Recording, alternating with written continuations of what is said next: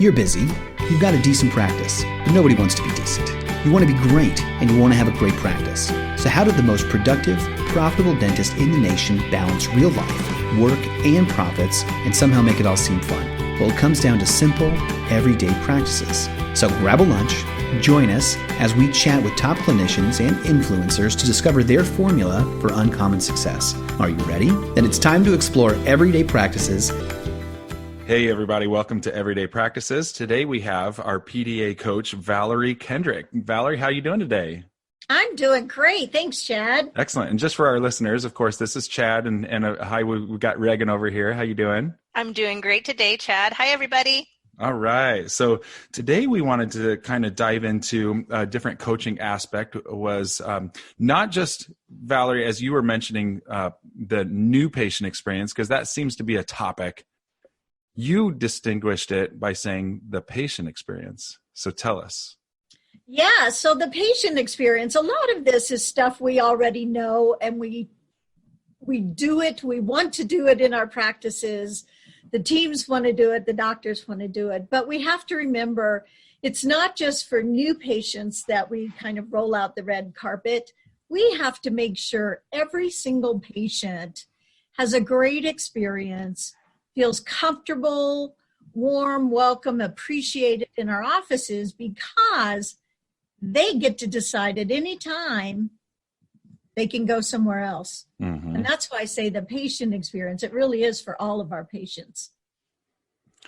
And then that goes, how does that tie in with culture of the office where patients are being, where your patients are, like your office. So you have an office culture, and that has to do with the people that you've hired and the feeling that you have around that. And that would also have to do with ambiance. And then, so playing into that, then, we're looking at it from a different vantage point, the patient experience. So how does culture play into that? Well, culture is a big part of it, Chad, because what we know is that, like you said, we're trying to hire a team around us to support us who all believe the same things we believe, which are we care deeply about our patients. We want to help them in any way we can, improve their health, and knowing now how much oral health is connected to overall body health, it's even more important. We also want to hire people that have this belief that you just treat people well. It's what you do, and you don't let the business get in the way of giving them this great experience. I've been there too. Maybe we're caught up on a phone call, or we've just got to fill out the last few things on our paperwork. All of those things that'll distract us from a patient who, one, might need to be recognized just because they walked in, might need our attention, might need us to notice that they're a little apprehensive on this day coming into the office. Mm-hmm. They need us to notice those things and be paying attention to that and not get caught up in our own day-to-day activities. Well, we hopped right into it. So let me back up just. So you've been coaching with Productive Dentist Academy for how long now? Well, I've been with PDA for the last year, but prior to that, I'd also been a dental coach with some other groups. Yes. And one of them was a large DSO organization. Mm-hmm. And as you know, they thrive on getting patients into the practice. So that was a big deal for them too. It's not only get them in there, but once they're in there, give them a great experience. So we find that to be kind of a universal theme of all dental practices is let's give them a great experience. So basically, I've been in the dental industry almost 12 years now. What got you involved? It was an interesting transition. I had been doing some executive coaching and never had worked with any executives in healthcare. And I thought, wow, that is one area I would love to pursue. I've not had any exposure to it. So I had an opportunity to work with some dentists and do basically some executive coaching, because these were our high-level dentists, kind of clinical directors and things, and loved it. Saw there was such a need there for us to remember, especially in dentistry, we find many of our providers are very clinically, technically minded, and to provide that other piece of the puzzle, which is the human piece, the people piece, the communication piece. And I would have them say to me all the time, man, this is the stuff they never taught us in dental school. This is the stuff we need. And so I just went with it full force, loved it, found a passion for it. And Reagan, you know what I find interesting is we were talking about earlier and talking about how there's always good reminders, even though we know it, is I hear dentists sometimes say, dental school never taught me any of this. But right. I don't think that's exactly true, because I think we were taught it. I think now it wasn't a thorough MBA. Okay, don't get me wrong. I'm not saying it was like some of it could have just been glanced over, but there was some stuff in dental school I think that we weren't ready to hear. And so it was taught, we weren't ready to hear it, or we weren't listening to it. Yeah. And so go ahead. No, I like where you're going with that. And the reason I got excited, listeners, you can't see us on video. We can see each other. So raising our hands. I was raising my hand. There's a thing called contextual change that happens in our brains when we're learning. And Valerie really touched on that, and you just underlined it with, it's not that you're not paying attention, it's that you are devoting a lot of your time to things that are structural. Yes. So even if you're looking at an MBA, you're looking at the structure of a business, you're looking at the systems, the processes, the numbers, a lot of things that are black and white that can be influenced by the human piece, that can be influenced greatly by the connection piece and the things that are softer. So I think as dentists, as a patient, you're already equipped to understand what an experience feels like.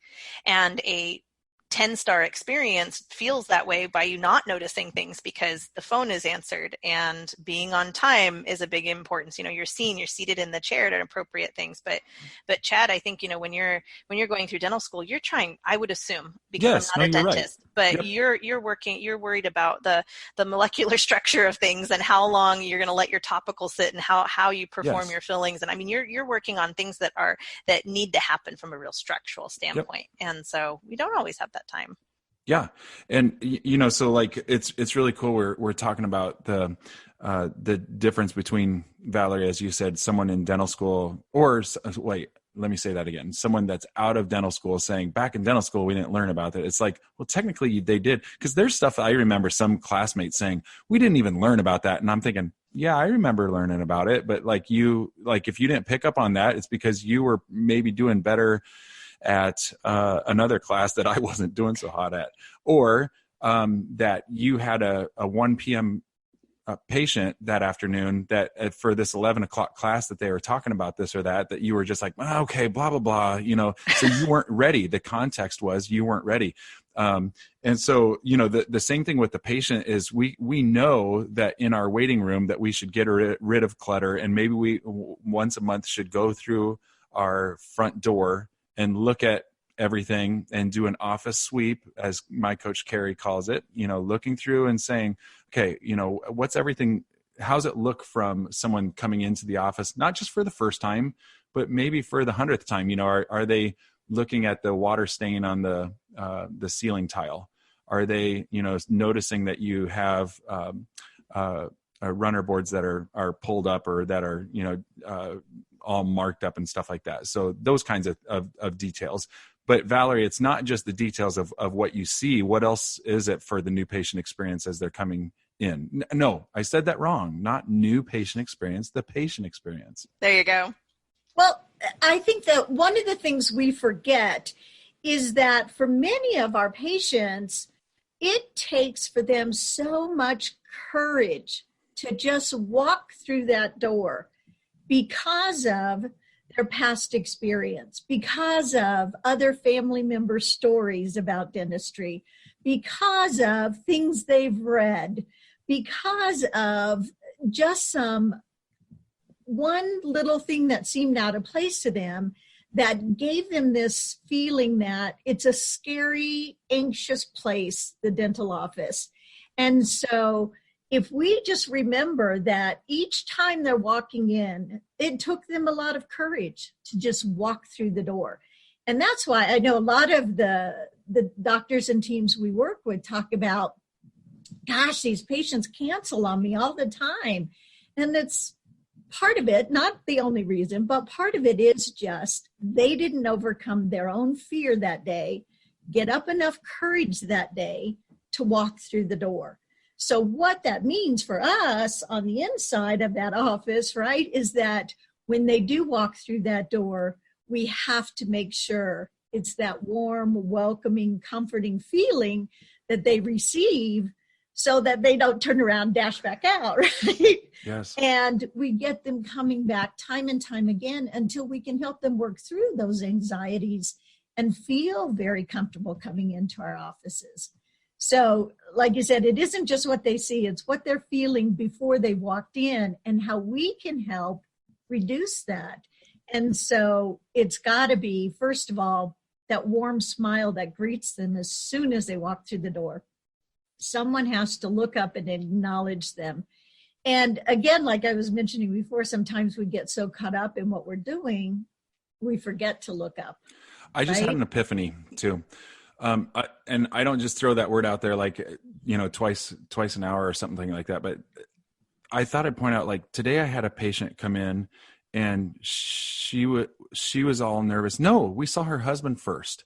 It was just this morning, and she called to make the appointment. I was told by a friend, these people were new to me. I didn't know them, but this friend, mutual friend, said, I'm trying to call and have them scheduled. So, do you have an appointment time? Yes, just call and make the appointment. So she calls, and she knows that my friend knows that the wife needs to have a tooth worked on. She had something fall out. Well, she makes the appointment for the husband. So the husband then schedules the appointment. We see him first, and the assistant says, boy, I tell you what, he's kind of grumpy. So from the patient experience, he's putting up a front. I go in there, I find out he was lovely. I got along with him really well. But so interestingly, this is the epiphany part.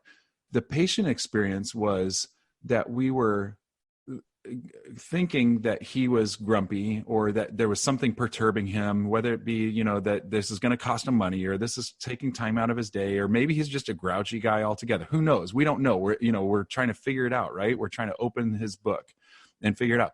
But the patient experience part was, when he met me, he was fine. So why not give him the doctor?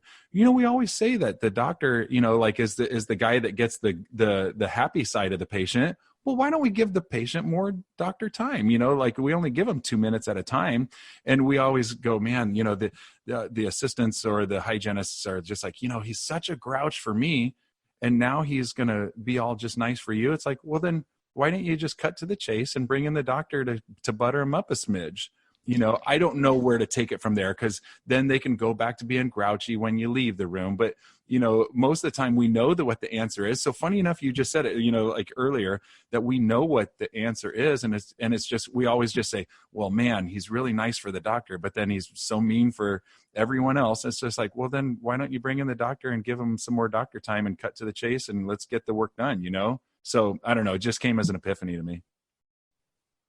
Yeah, absolutely. And what we find is sometimes our teams have interpreted it as he's grumpy, right? And it wasn't really that he was grumpy. It's whatever was maybe even going on with them that they're seeing grumpiness out there. And I actually have a quick story about that. I saw that happen one time, is that the front office, it was a patient who had come in to see the hygienist. She was there for her recare visit, and it was an older lady. And she came in, and the front office just was very short with her, so she was very short back with them. And the hygienist comes up and gets her, and the front office person pulls the hygienist aside and says, she's really grumpy today. Gosh, watch out for her. She's she doesn't even want to talk or anything. So the hygienist takes her back. Now I'm following this because I'm doing my observation. I'm following this.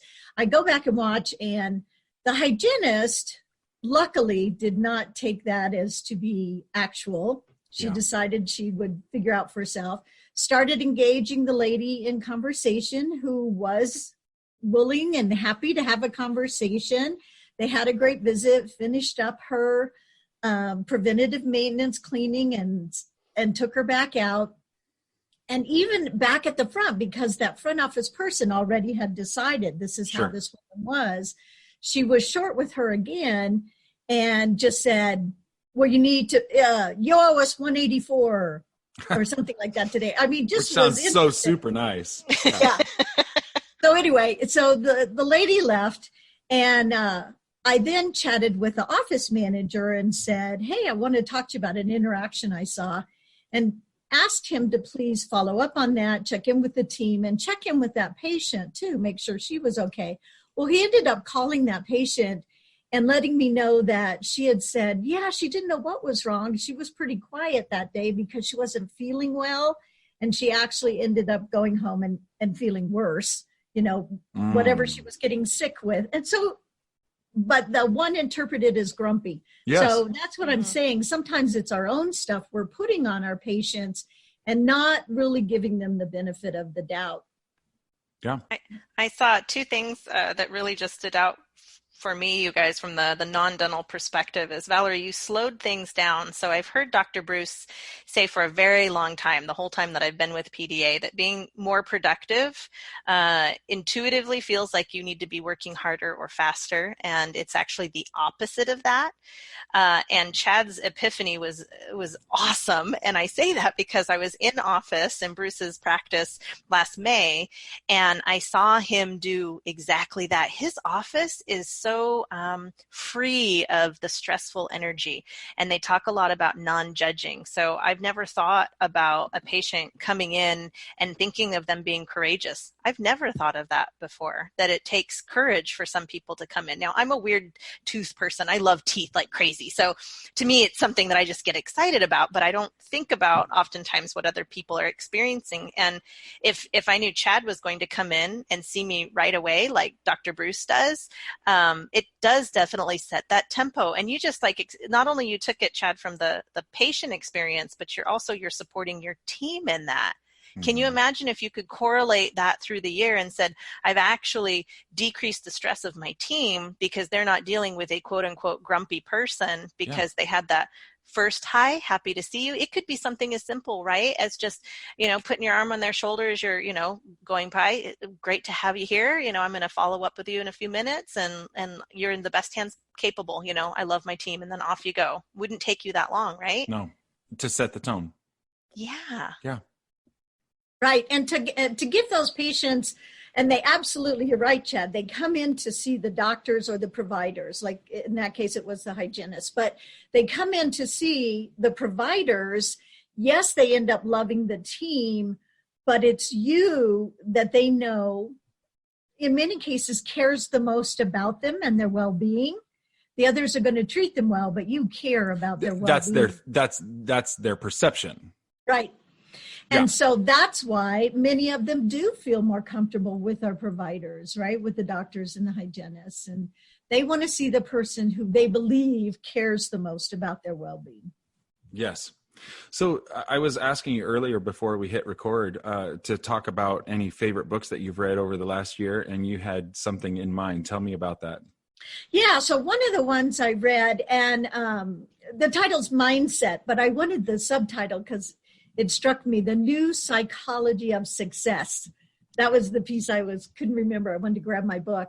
And what I love about it is that it talks about the growth mindset and how we can all have that. And it goes through in the book examples of everything from parenting to business to school to relationships to professional, all of the different areas where we need this growth mindset, and how it's flip that switch. It's just a little tiny switch that we can flip any time of the day, any day of the week, right? Any week of the year. it's us. It's the power. We have the power within us. And so that's why I love the book. And I had wanted to read it several years ago and finally had a chance to read it recently. And that's when it just, every time you go back to it, it's like, yes, there are some great things that we can be doing with just a little tweak. And I think it's the same, it relates directly to our dental practices. Same thing, one tiny change in there, and we change the mindset of everyone. And did you say it was called the new psychology of success? The New Psychology of Success. The main Perfect. title is Mindset. Yes. And then the subtitle is The New Psychology of Success. So I just Carol Dweck. Yes. I'm just looking at Nice. the YouTube video that's about 4 minutes long called Proactive Thinker and Mindset, The New Psychology of Success by Carol Dweck. So I'll check that out. Very cool. Yep.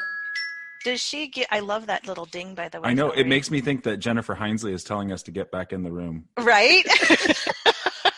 If you go to our events, that is the exact sound in between our breaks. Do you recommend this book? So if I'm a doc, Valerie, how do I change, it's a big, broad question. How do I shift my mindset? Let's break it down to something simpler. How do I get myself out of a bad mood myself? Because doctors aren't immune to that, right? They can come in they can come in with a negative mindset for the day. Yeah, and I think one of the easy things to do is just ask yourself in that moment, what's my opportunity here? What's my opportunity?